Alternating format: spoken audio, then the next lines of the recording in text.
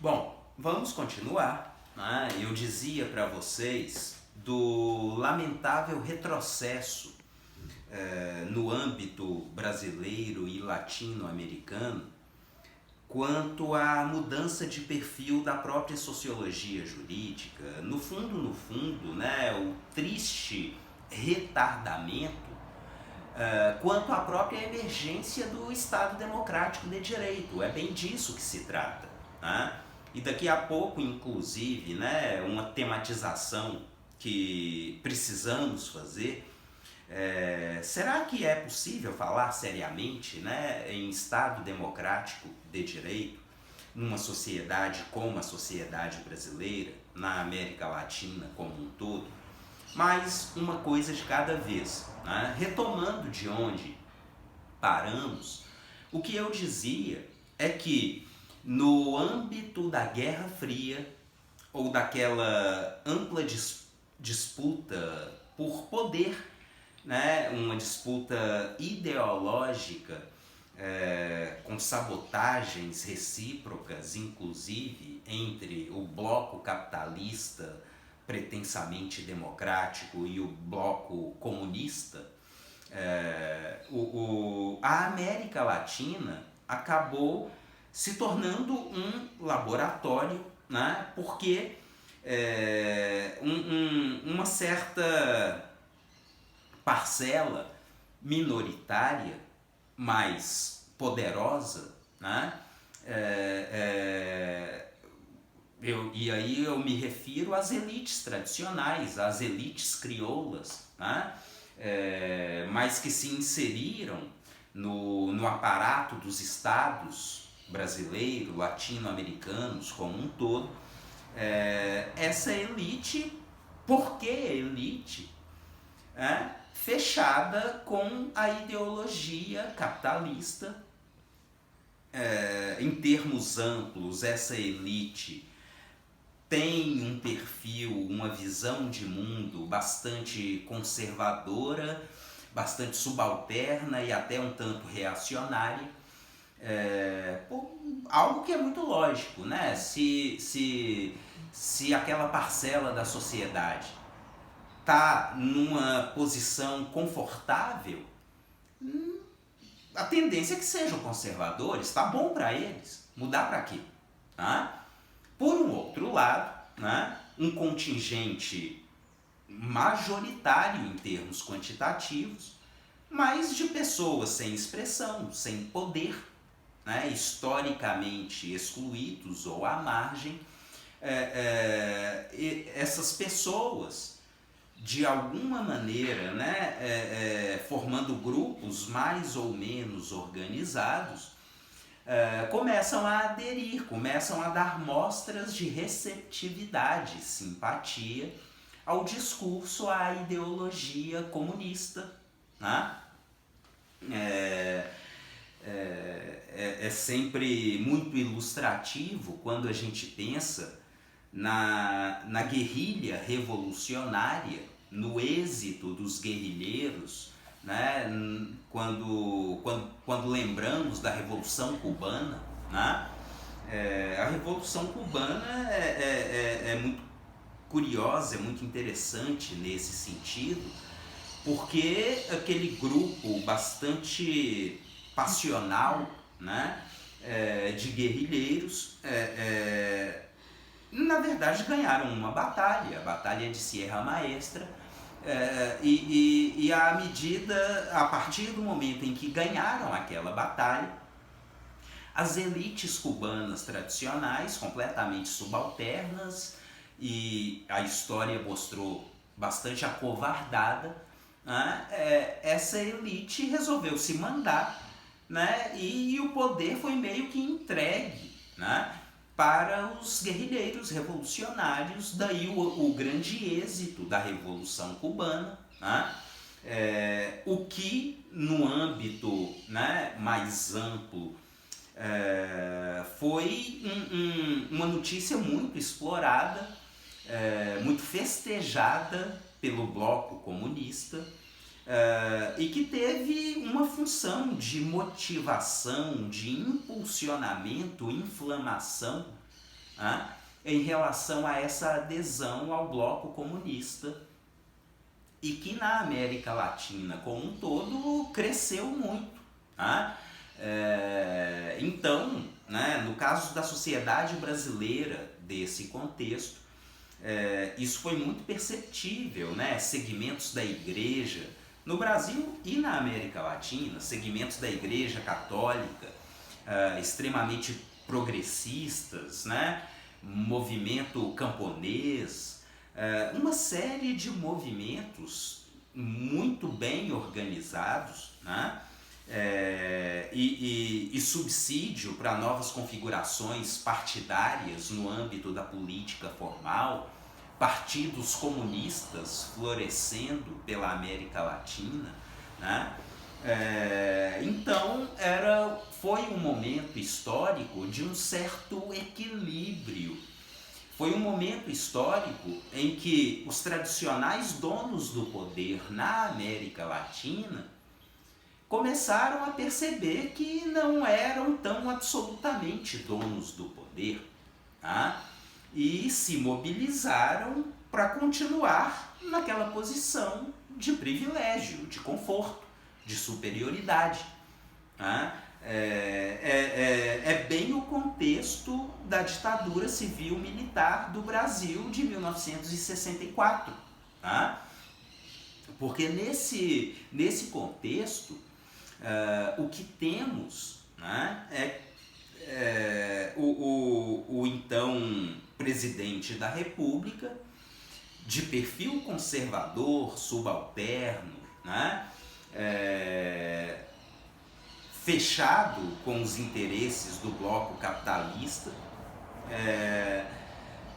se viu um tanto pressionado, né, e resolveu jogar com isso, acreditando que seria exitoso, né, e anunciou sua renúncia à presidência da República, mas a sociedade brasileira permaneceu inerte e ele se viu mesmo obrigado a renunciar.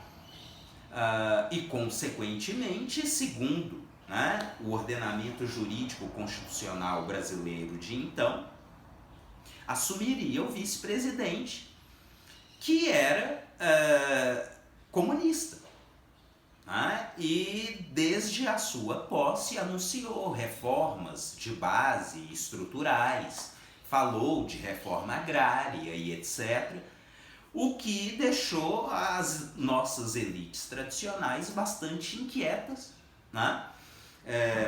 E daí a confecção do golpe civil-militar, quer dizer, né, as elites civis tradicionais com a cúpula das Forças Armadas, também historicamente elite, né, pactuaram entre si, e o comprometimento definitivo dos Estados Unidos da América, que financiaram o golpe civil-militar de 64.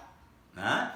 E com o golpe, né, apesar da grande mídia, né, falseando vergonhosamente tudo que estava acontecendo, o que veio à tona foi uma ditadura, que inclusive, com o passar dos anos, foi recrudescendo. Né?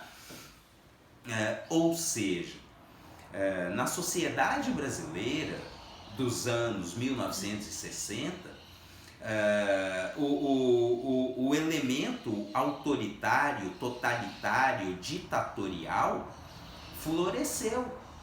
Né? E, na verdade, o Estado brasileiro puxou um processo, um amplo processo que tomou conta de quase toda a América Latina, né? Que ficou historicamente conhecido como Operação Condor. Né? Quer dizer, um complexo de golpes harmonizados, financiados, patrocinados pela ideologia capitalista, pelos Estados Unidos da América em última instância, né? E que, no caso brasileiro especificamente, perdurou até meados dos anos 1980. Né? Então é assim que na América Latina esse perfil de empoderamento e emancipatório tão característico da sociologia jurídica na contemporaneidade é inviabilizado por mais algumas décadas. Tá? É importante, eu particularmente acho que é imprescindível nesse momento da nossa conversa que façamos uma reflexão inspirada pelo pensamento decolonial latino-americano, para que assim eu possa provocar uma outra narrativa, algumas problematizações quanto à nossa história, coisas que eu venho já dizendo, mas de uma forma muito rápida, muito jogada, e eu vou agora e na próxima pequena aula explorar com um pouco mais de detalhamento, exatamente falando da nossa história como uma história colonial, como uma história de encobrimento do outro.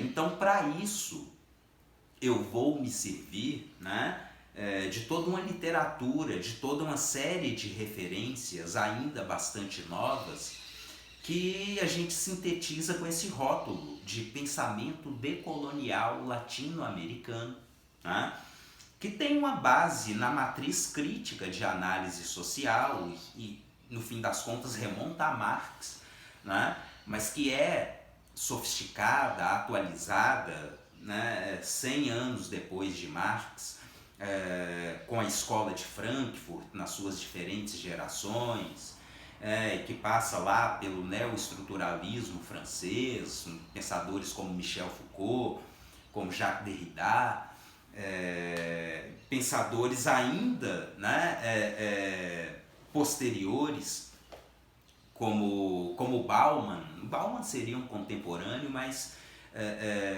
foi um pouco mais longevo. Então essa tradição, essa matriz crítica de análise social, ela foi de alguma maneira filtrada por uma série de pensadores latino-americanos e que, pelo fato de serem latino-americanos, puderam fazer essa filtragem de uma forma muito própria, muito nova e muito interessante. Nesse contexto, no âmbito da inteligência, da intelectualidade brasileira, Paulo Freire é um marco da maior importância.